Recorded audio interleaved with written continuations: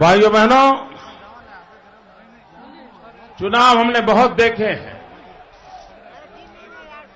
और चुनाव में उम्मीदवार चुनाव लड़ते हैं, राजनीतिक दल चुनाव लड़ते हैं, लेकिन भाइयों बहनों, पहली बार मैं देख रहा हूं कि चुनाव जनता जनार्दन लड़ रही है।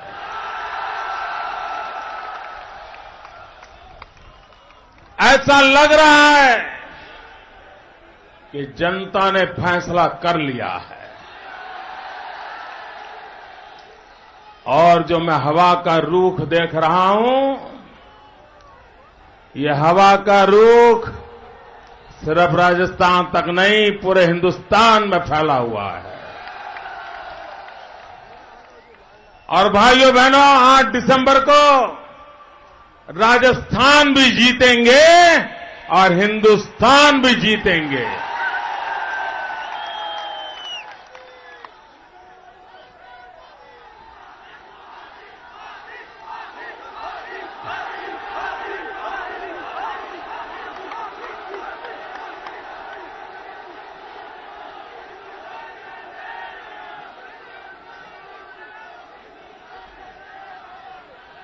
भाइयों बहनों,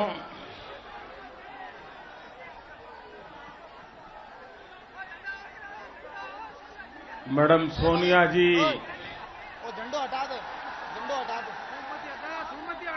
यहां आई थी राजस्थान में और उन्होंने कहा कि राजस्थान में कांग्रेस ने ऐसी सेवा की है, ऐसा काम किया है कि राजस्थान विकास की नई ऊंचाइयों पर पहुंच गया है। ये आपके गले उतरती है ये बात? क्योंकि बाहर वाला कोई सर्टिफिकेट दे, वो कोई मतलब नहीं है। यहां की जनता जो कहे वो फाइनल। आपको इस बात में भरोसा है? आपको सच्चाई लगती है? भाइयों बहनों, आपकी बात छोड़ो, अरे स्वयं सुप्रीम कोर्ट ने राजस्थान सरकार को लताड़ा था। इस देश की सर्वोच्च कोर्ट उसने किया। उसने कहा, अगर आपको कानून व्यवस्था संभाल नहीं पाते हो तो सब कुछ छोड़ दो। ये देश की कोर्ट ने कहा था उनको। राजस्थान के हाई कोर्ट ने कहा कि आपको सरकार चलाना नहीं आता है।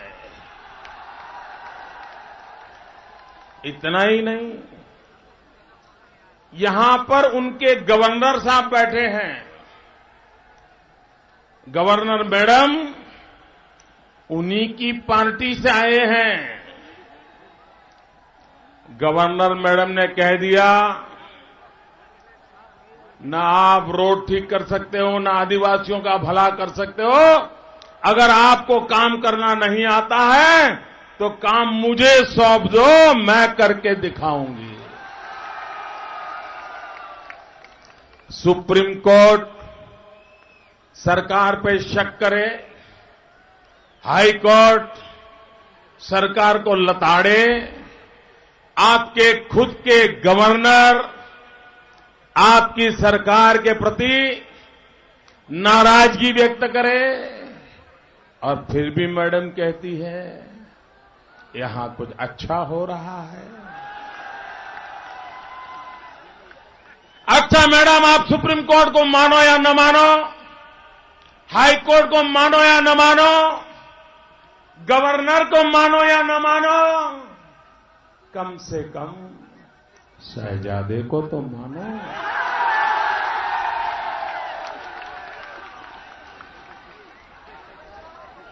अरे उनकी बात पे तो भरोसा करो। भाइयों बहनों, राजस्थान में ये कांग्रेस के शासन में 40 से अधिक दंगे हुए और जब भरतपुर का दंगा हुआ, भरतपुर जिले में, तो शहजादे राजस्थान सरकार को अंधेरे में रख करके राजस्थान सरकार को बिना बताए वे भरतपुर आए। एक मोटरसाइकिल पे सवार हो गए दूसरे की और दंगा पीड़ित इलाके में पहुंच गए। भाइयों बहनों, राजस्थान वालों को पता है ना मोटरसाइकिल कौन चला रहा था? मोटरसाइकिल कौन चला रहा था? उनकी इतिहास भूगोल पूरे राजस्थान को मालूम है ना? उनके काम और कारनामे सब पता है ना? वे मोटरसाइकिल चला रहे थे और मोटरसाइकिल कहां की थी? मोटरसाइकिल कहां की थी? कहां की? चोरी की। वाह, क्या सीन है। आप सोचिए, शहजादे एक हिस्ट्री सीटर के साथ तो मोटरसाइकिल पर सवार होने का तैयार है, लेकिन राजस्थान के मुख्यमंत्री के बगल में बैठने को तैयार नहीं है। आप कल्पना करो कि शहजादे एक चोरी हुई मोटरसाइकिल पर तो बैठना पसंद करते हैं, लेकिन राजस्थान की आपकी सरकार की गाड़ी में सवार होने को तैयार नहीं है। ये कैसा अविश्वास। भाइयों बहनों, जिस सरकार को कोई संवैधानिक संस्था उनके काम को अच्छा नहीं कहती है, उस सरकार पर हम भरोसा कैसे करें? भाइयों बहनों, हमारा देश जब आजाद हुआ, उसके बाद अनेक देश आजाद हुए, छोटे छोटे देश आजाद हुए, लेकिन वो देश हमसे भी आगे निकल गए। हमारी स्थिति बद से बदतर होती गई। भाइयों बहनों, अगर देश आजाद होने के बाद, स्वराज्य मिलने के बाद, अगर सुराज्य पर ध्यान केंद्रित किया होता तो देश की ये दशा नहीं होती। आज हमारे देश के सामने सबसे बड़ी समस्या है बैड गवर्नेंस, कुशासन। जब तक हम देश में कुशासन से मुक्ति पाकर के सुशासन की ओर आगे नहीं बढ़ते, हम देश की समस्याओं का समाधान नहीं कर पाएंगे। भाइयों बहनों, गुड गवर्नेंस में, सुशासन में कांग्रेस का भरोसा नहीं है। उसे लगता है जोड़ तोड़ की राजनीति के द्वारा सरकारें बनती चली जाएगी, अपनी गाड़ी चलती जाएगी, जेब भरते जाएंगे, 2-5 पीढ़ी का भला हो जाएगा। यही कांग्रेस पार्टी की सोच है। भाइयों बहनों, ये बैड गवर्नेंस, ये एक ऐसी बीमारी है जो पूरे हिंदुस्तान को भीतर से खोखला कर रही है, भीतर से खोखला कर रही है। ये बैड गवर्नेंस एक ऐसी बीमारी है जो हिंदुस्तान के हर व्यक्ति के मन में निराशा का भाव पैदा करती है, अविश्वास का भाव पैदा करती है और कभी कभी आक्रोश को भी जन्म देती है। भाइयों बहनों, ये बैड गवर्नेंस जैसे शरीर दिखने में कितना ही स्वस्थ क्यों न हो, वजन बराबर हो, ऊंचाई बराबर हो, बैठना उठना बराबर हो, लेकिन अगर एक बार उसको डायबिटीज हो जाए तो भीतर से वो शरीर खोखला होना शुरू हो जाता है। शरीर में अगर डायबिटीज प्रवेश कर जाए तो हर बीमारियों को वो निमंत्रण देना शुरू कर देता है।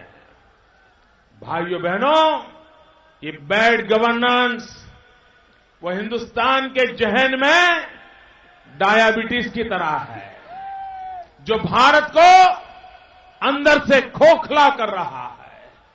और जब तक हम गुड गवर्नेंस पर बल नहीं देंगे, और भाइयों बहनों, आज जो गुजरात विकास की नई ऊंचाइयों को पार कर रहा है, उसका एक मूलभूत कारण है गुड गवर्नेंस। सुशासन लोगों को अपने सवालों के जवाब मिलने चाहिए, लोगों की बातों की सुनवाई होनी चाहिए, समस्याओं का समाधान होना चाहिए। भाइयों बहनों, सरकार अमीरों के लिए नहीं होती है और न ही सरकार अमीरों के लिए होनी चाहिए। अगर अमीर बीमार होता है तो दुनिया के डॉक्टर उसके घर के दरवाजे खटखटाने लग जाते हैं, लेकिन अगर गरीब बीमार हो जाए तो उसके नसीब में सरकारी अस्पताल के सिवाय कोई चारा नहीं होता। अमीर के बेटे को पढ़ना है तो दुनिया से अच्छे अच्छे टीचर को वह हायर करके घर में रख सकता है। गरीब के बच्चे को पढ़ना है तो सरकारी स्कूल के बिना कोई उसके नसीब में नहीं होता। भाइयों बहनों, सरकार गरीब के लिए होनी चाहिए।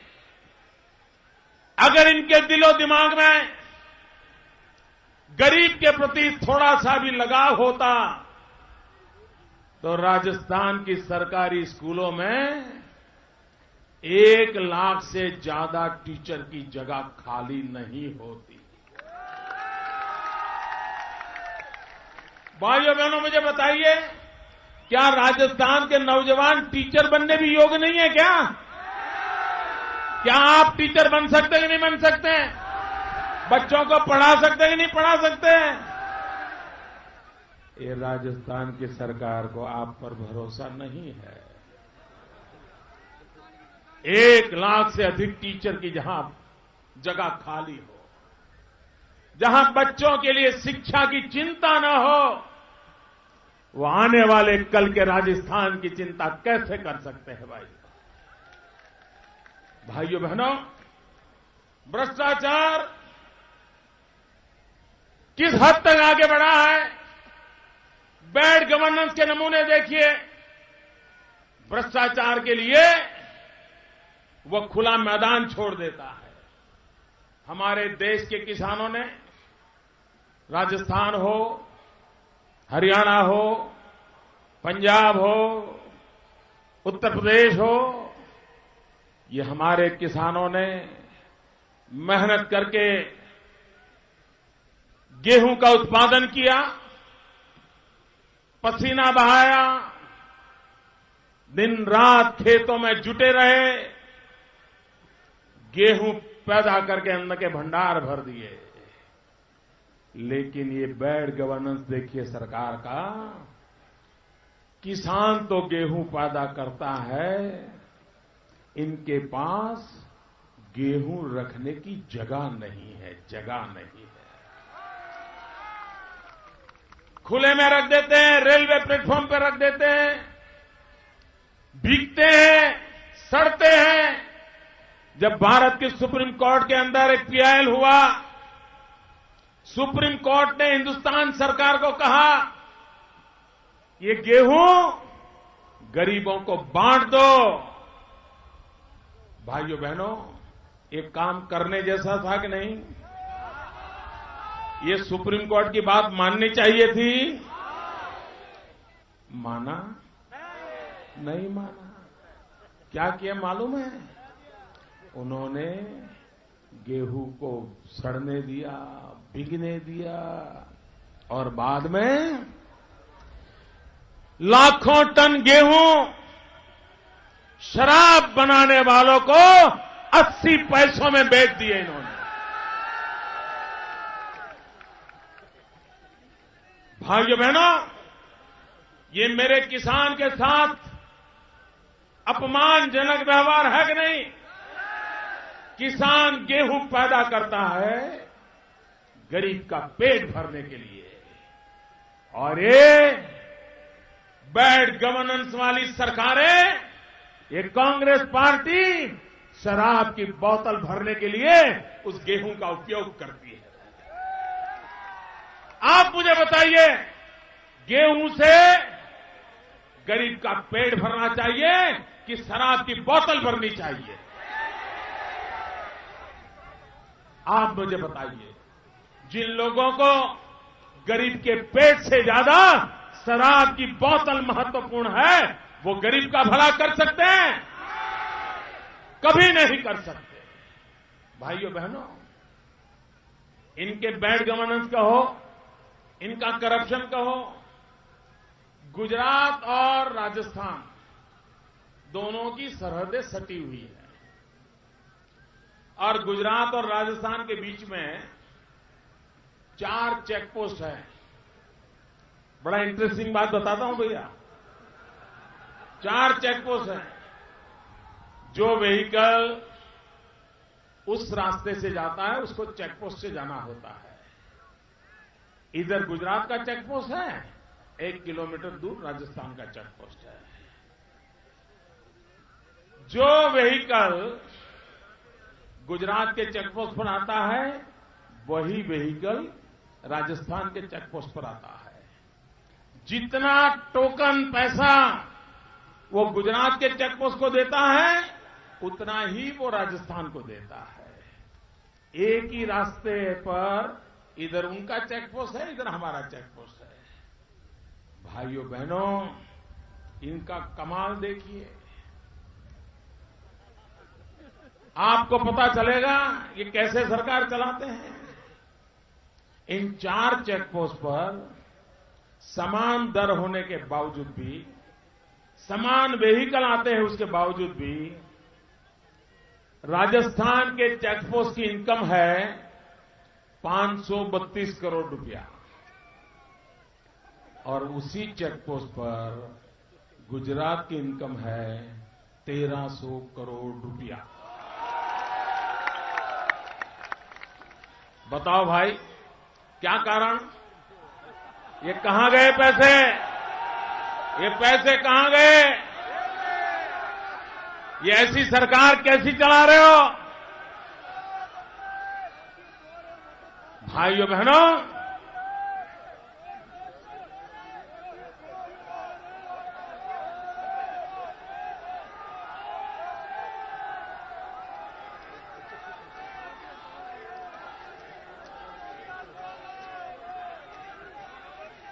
भाइयों बहनों, गुजरात के अंदर जब मैं पहली बार मुख्यमंत्री बना, दिल्ली में बैठे हुए कांग्रेस के बड़े बड़े विद्वान पत्रकार परिषद करके दिन रात गुजरात को गाली देते रहते हैं। ये दिल्ली के मेहरबानों, जरा कान खोल करके सुन लो। ये चुनाव राजस्थान का है, ये चुनाव छत्तीसगढ़, मध्य प्रदेश, दिल्ली का है। गुजरात का चुनाव तो पिछले दिसंबर में हो गया। आपने दुनिया भर की जितनी गंद फैलानी थी फैला दी, जितना झूठ कीचड़ उछालना था उछाल दिया। गुजरात की जनता के गले नहीं उतरा और गुजरात की जनता ने हमें 2/3 बहुमत से बिठा दिया। हमने काम किया है कि नहीं किया है वो गुजरात की जनता भली भांति जानते हैं। दिल्ली में बैठ करके झूठ फैलाना बंद करो।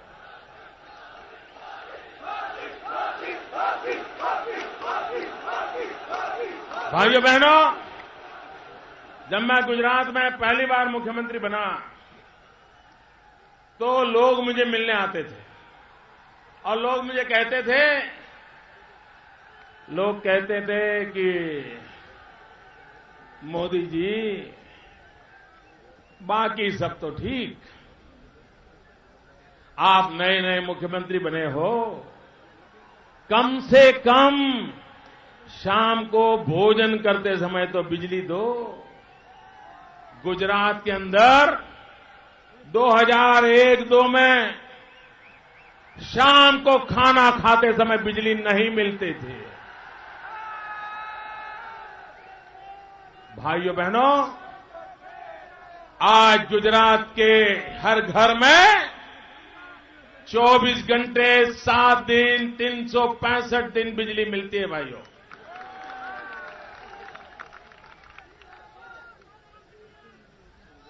कांग्रेस की जहां सरकारें हैं वहां बिजली जाती है, एक खबर नहीं है। बिजली आती है, ये खबर होती है। लोग बाजार में इकट्ठे होते हैं, ट्रेन में, बस में सफर करते हैं तो चर्चा करते हैं कि तेरे यहां आई थी,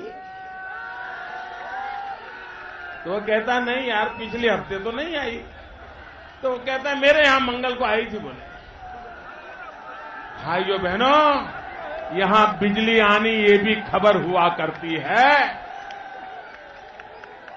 जहां बिजली आना ये भी खबर हुआ करती है। भाइयों बहनों, ये लोग,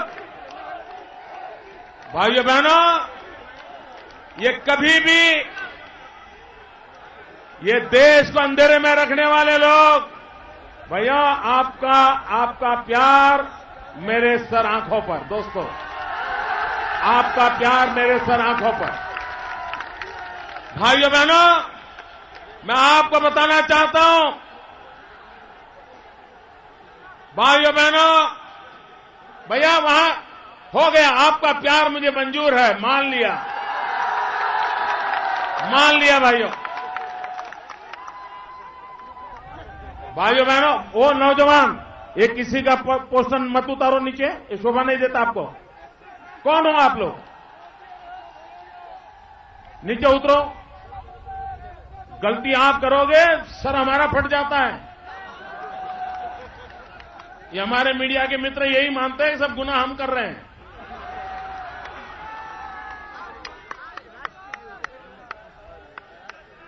भाइयों बहनों, देखिए लोकतंत्र की ताकत इसमें है कि हमारे विपरीत विचारों का भी हम आदर करें, सम्मान करें। इसके बिना लोकतंत्र नहीं चलता है। हमारे खिलाफ कितनी आवाज क्यों न उठती हो, सीना तान कर उसको झेलते कि नहीं झेलते भाइयों? 12 साल से झेल रहे हैं कि नहीं झेल रहे हैं? कभी जुबान तक खोली है? यही तो लोकतंत्र का सौंदर्य है। लोकतंत्र की यही ताकत है।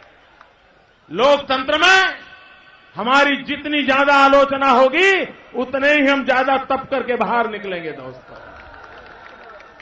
और इसलिए भाइयों बहनों,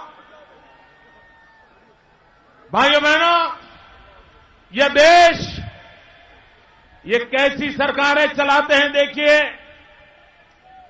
एक तरफ लोग बिजली का संकट झेल रहे हैं और दूसरी तरफ 20,000 मेगावाट बिजली पैदा करने वाले कारखाने बंद पड़े हैं। नौजवान बेरोजगार हैं, कारखाना है, चालू करते ही बिजली मिल सकती है, 20,000 मेगावाट बिजली मिल सकती है। लेकिन ये कमाल का देश देखो, कमाल की सरकार देखो कि वे बिजली के कारखानों को ताले लगाते हैं और लोगों को अंधेरे में रखते हैं। क्या कारण है? इसका कारण है भाइयों बहनों, दिल्ली सरकार को लकवा मार गया है, लकवा।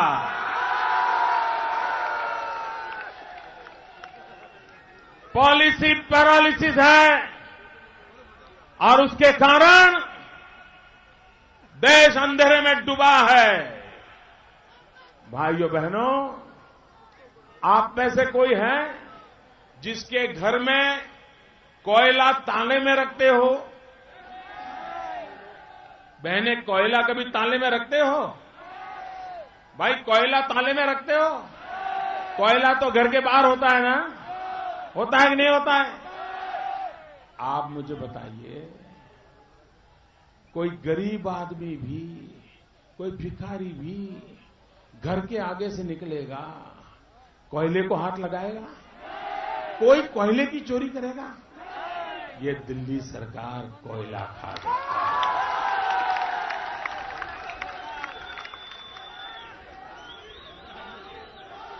अब जब सुप्रीम कोर्ट ने डंडा मारा तो सुप्रीम कोर्ट को क्या कह रहे हैं? सुप्रीम कोर्ट को कह रहे हैं फाइल खो गई है।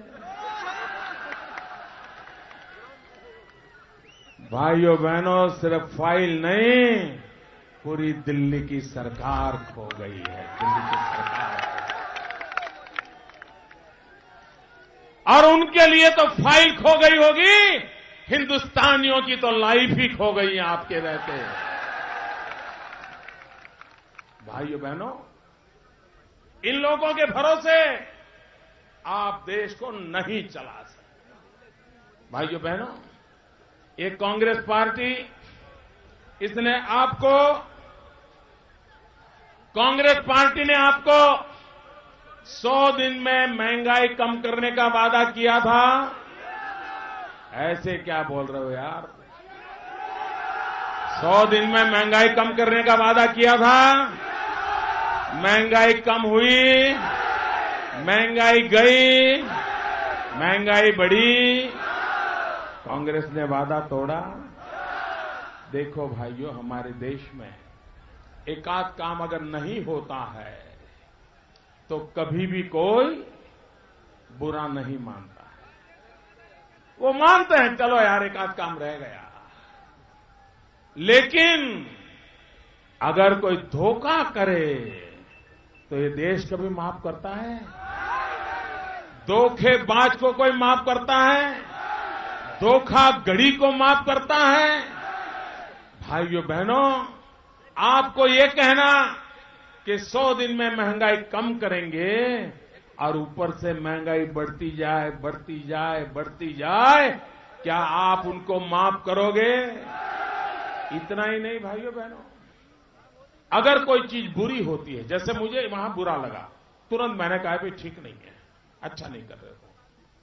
अगर मैं देर से आता तो मैं आपकी क्षमा मांगता हूं, भाई मैं आपसे देर से आया, क्षमा मांगता हूं। कहता कि नहीं कहता? कहता कि नहीं कहता? मुझे जो समय बताया था उस समय पर मैं ठीक आ गया। भाइयों बहनों,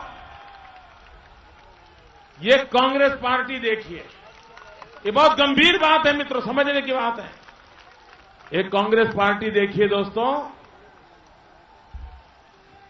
यहां मैडम सोनिया जी आई थी राजस्थान में, मैडम सोनिया जी आई थी, शहजादे आए थे, प्रधानमंत्री आए थे, तीनों उनके दिग्गज नेता आए थे। यहां के मुख्यमंत्री घूमते रहते हैं, इन दिनों जरा चिंता में है, बात अलग है, लेकिन घूमते रहते हैं। भाइयों बहनों, मुझे अभी शंभुनाथ जी बता रहे थे कि वो पराजय के मारे इतने डरे हुए हैं कि रात को 11 बजे पुलिस देख रही थी और शंभुनाथ जी पर परेशान करने का, हमला करने की कोशिश हुई। अरे जय पराजय होता रहता है मिस्टर अशोक जी। राज्यसभा में जाकर के दिल्ली सरकार में मंत्री बन जाइए, 200 दिन बचे हैं अभी। भाइयों बहनों, इन्होंने आपके साथ धोखा किया। इतना ही नहीं, इनके इतने इतने दिग्गज यहां भाषण कर रहे हैं, सुबह शाम हमें गालियां दे रहे हैं, भाजपा को कोस रहे हैं, हर समस्या के लिए हमें जिम्मेवार ठहरा रहे हैं। एक बार भी इन्होंने महंगाई का म बोला क्या? मुझे बताइए, उनके भाषण में महंगाई का जिक्र तक हुआ है क्या? महंगाई का जवाब दिया क्या? भाइयों बहनों, अगर कोई बात होती और हम जवाब न देते तो 7-7 दिन तक टीवी डिबेट पे चर्चा चलती कि भाजपा वाले जवाब नहीं देते हैं। कांग्रेस पार्टी 7वें आसमान पर उसका अहंकार चढ़ा हुआ है। वो जनता को अपनी जेब में मानती है, वो जवाब देना उचित नहीं मानती है। ये लोकतंत्र नहीं है। भाइयों बहनों, उनका काम था महंगाई के लिए जवाब देना। उन्होंने वादा किया था। आप मुझे बताइए भाइयों, यहां नौजवान बैठे हैं, नौजवान को क्या चाहिए? आप मुझे बताइए क्या चाहिए? आपको क्या चाहिए? आपको क्या चाहिए? आपको क्या चाहिए? आपको क्या चाहिए? कोई नौजवान भिख का कटोरा लेकर के खड़ा रहा है क्या? कोई नौजवान दयादान पे जीना चाहता है क्या? क्या कोई नौजवान को मेहनत करने में शर्म आती है क्या? इस देश का नौजवान, मुझे उस पर नाज है दोस्तों। वो मेहनत करने को तैयार है, वो पसीना बहाने को तैयार है, अपना गांव, घर, मां बाप छोड़ करके जहां पर भी रोजी रोटी मिले जाने को तैयार होता है। लेकिन भाइयों बहनों, ये दिल्ली की सरकार, ये राजस्थान की सरकार, उनको आपके भविष्य की चिंता नहीं है। ये दुनिया का सबसे नौजवान देश है। 65% जनसंख्या इस देश की 35 से कम आयु की है। ये नौजवान देश है। 2-2 भुजाएं हैं, दिमाग है, सपने हैं, संकल्प है, पसीना बहाने की तैयारी है। उसे अवसर चाहिए, अवसर चाहिए।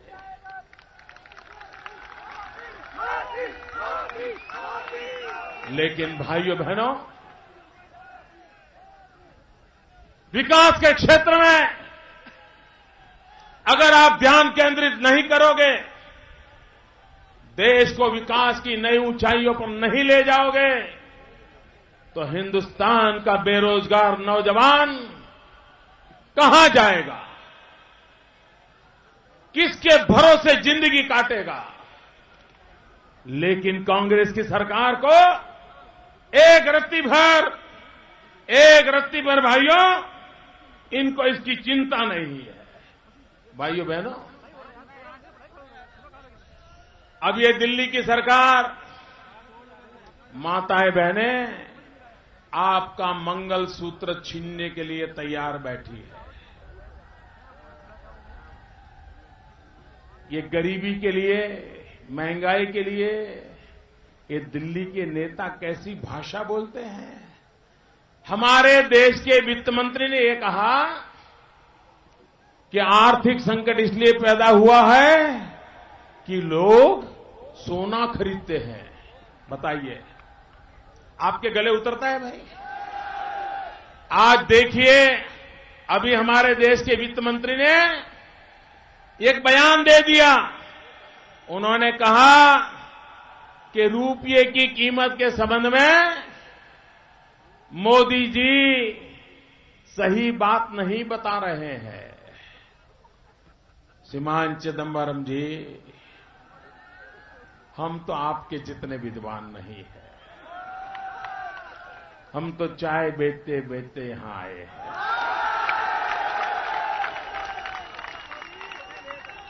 हम गरीब मां की कोख से पैदा हुए हैं। लेकिन चिदंबरम साहब, आप तो कम से कम देश की जनता को जरा सच बताइए। भाइयों बहनों, जब अटल बिहारी वाजपेयी ने सरकार छोड़ी तब पोखरण का अणु धमाका हुआ था, पोखरण विस्फोट किया था। सारी दुनिया ने आर्थिक संकट में हमें डाल दिया था। सारे आर्थिक व्यवहार दुनिया ने बंद कर दिए थे। उस संकट के कालखंड में भी अटल बिहारी वाजपेयी के कालखंड में रुपया 40-45 के आसपास रहा करता था। 40-45 के आसपास। श्रीमान चिदंबरम जी, आपका रुपया तो लुढ़क गया। अस्पताल के दरवाजे की चक्कर काट रहा है। 65 पर लगा दिया आपने। आपने रुपये को डॉलर की तुलना में 65 रुपया कीमत में लगा दिया। ये रुपये की ताकत घटाने का काम आपकी सरकार ने किया है, आपके पापों ने किया है। और मैं दोबारा आरोप लगाता हूं आपको। आप पे हिम्मत हो तो इसका जवाब दो। अटल बिहारी वाजपेयी ने जहां रुपया की कीमत छोड़ी थी, क्या उसमें गिरावट आई है कि नहीं आई है? क्या रुपया लुढ़क गया है कि नहीं गया है? क्या रुपया अस्पताल के चक्कर काट रहा है कि नहीं काट रहा है? आप अनाप शनाप बयानबाजी करके कितने दिन तक सच को ठुकराते रहोगे? भाइयों बहनों, और सारा गुना सोने का है ऐसा कहते हैं। भाइयों बहनों, महंगाई क्यों बढ़ी आपको मालूम है?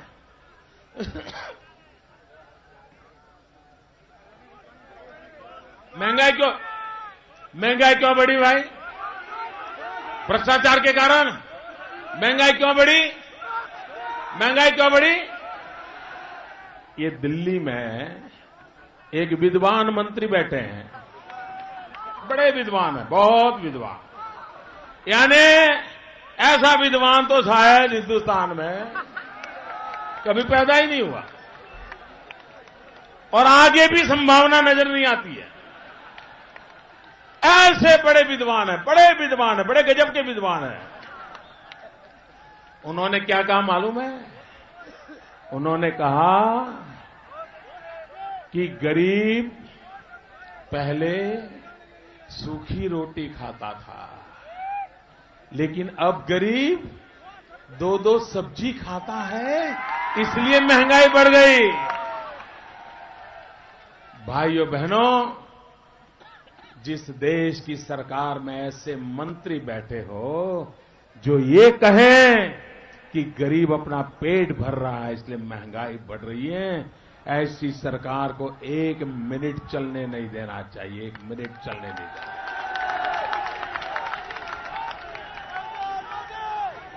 आप मुझे बताइए भाई, क्या गरीब को सब्जी खाने का हक नहीं है?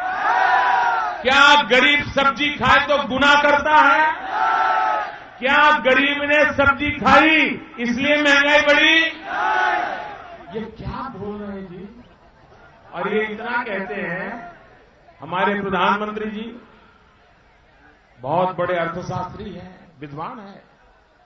उन्होंने कहा, प्लानिंग कमीशन के वो चेयरमैन हैं, उन्होंने कहा कि अगर आप रोज के 26 रुपया खर्च करते हो तो आप अमीर हो। ये सुनिए भैया, हमारे देश के प्रधानमंत्री हमें कह रहे हैं कि अगर आप 26 रुपये से ज्यादा खर्च करते हो तो आप अमीर हो, आप गरीब की परिभाषा में नहीं आते हो। आप मुझे बताइए भैया, 26 रुपया एक रोज में खर्च करने वाला अमीर है क्या? 26 रुपये में 2 कप चाय आती है क्या? अरे 26 रुपये में 300 ग्राम प्याज नहीं आता है प्रधानमंत्री जी। 26 रुपये में 300 ग्राम प्याज नहीं आता है और आपकी सरकार कहती है कि 26 रुपया खर्च कर सकने वाला व्यक्ति गरीब नहीं हो सकता है। जिनकी यही इनकी सोच है भाइयों, वे कभी भी देश का भला नहीं कर सकते। भाइयों बहनों, अभी रिजर्व बैंक ऑफ इंडिया ने ये राजस्थान की सरकार को लताड़ा है, क्योंकि अकेले यहां के विद्युत बोर्ड का कर्ज 60,000 करोड़ से ज्यादा हो गया है। महंगी बिजली खरीद करने के कारण आरबीआई ने कहा है कि 1 साल के बाद आप राजस्थान में अंधारपट ले आओगे। ये दुर्दशा आपने करके रखी है। भाइयों बहनों, अगर राजस्थान को बचाना है तो भाजपा को लाना है। भाइयों बहनों, हमारे कांग्रेस के पार्टी के लोग, कांग्रेस ये तोड़ने की राजनीति में माहिर है। ये कांग्रेस पार्टी तोड़ो और राज करो के मंत्र को लेकर काम कर रही है। हमारी पार्टी जोड़ो और विकास करो इस मंत्र को लेकर के चल रही है। भाइयों बहनों,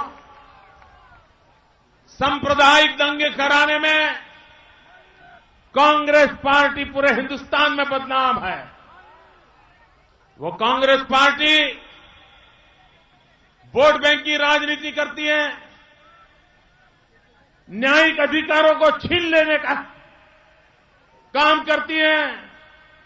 और मैं कहना चाहता हूं, भारतीय जनता पार्टी के लिए सरकार का एक ही मजहब होता है। हमारे लिए सरकार का एक ही मजहब होता है और मजहब है इंडिया फर्स्ट, नेशन फर्स्ट, देश सबसे पहले। सरकार का एक ही धर्म ग्रंथ होता है और वो है हमारे देश का संविधान। सरकार की एक ही भक्ति होती है, राष्ट्रभक्ति। सरकार का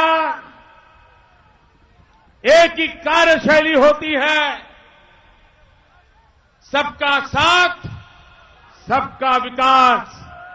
सरकार की एक ही शक्ति होती है, 125 करोड़ देशवासी। भाइयों बहनों, इस देश को एक रख करके, सबको साथ लेकर के 21वीं सदी हिंदुस्तान की सदी बने, इस मंत्र को चरितार्थ करने के लिए आज भारतीय जनता पार्टी आपके पास आई है। आज कसौटी राजस्थान की है, कल हिंदुस्तान की है। रास्ता राजस्थान दिखाएगा, रास्ता राजस्थान दिखाएगा। और इसलिए भाइयों बहनों, मैं आज इस जोधपुर सूर्यनगरी से पूरे राजस्थान के मतदाताओं का आह्वान करता हूं कि आइए, विकास के लिए वोट कीजिए, राजस्थान का भाग्य बदलने के लिए वोट कीजिए। और हमारे मंच पर और भी हमारे साथी हैं जिनका नाम मैं दोबारा एक बार कहना चाहता हूं। श्रीमती कमसा जी मेघवाल,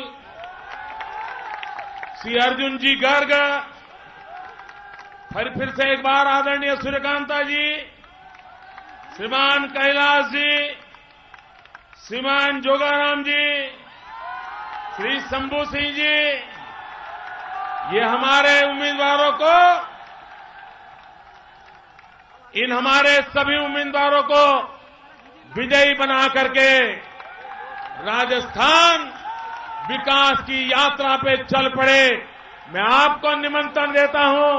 और फिर एक बार मैं आज राजस्थान के कोटि कोटि जनों का आभारी हूं।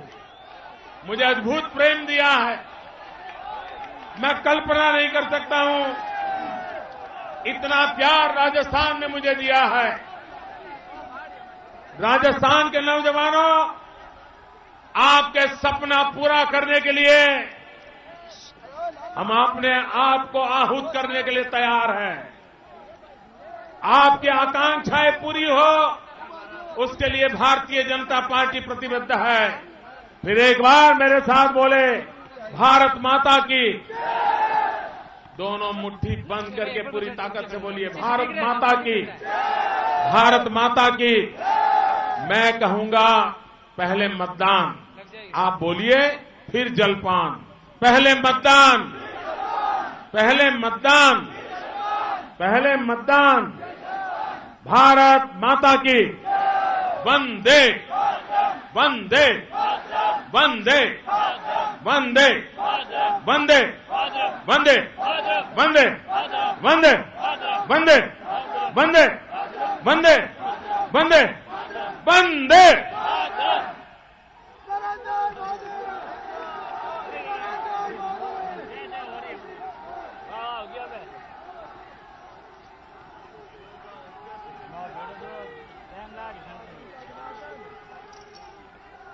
इस सदी के चाणक्य और चंद्रगुप्त सम्मान्य नरेंद्र मोदी जी का सूर्य नगरी में जोरदार तालियों से अभिनंदन।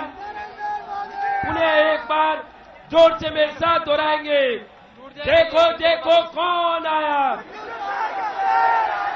देखो देखो कौन आया।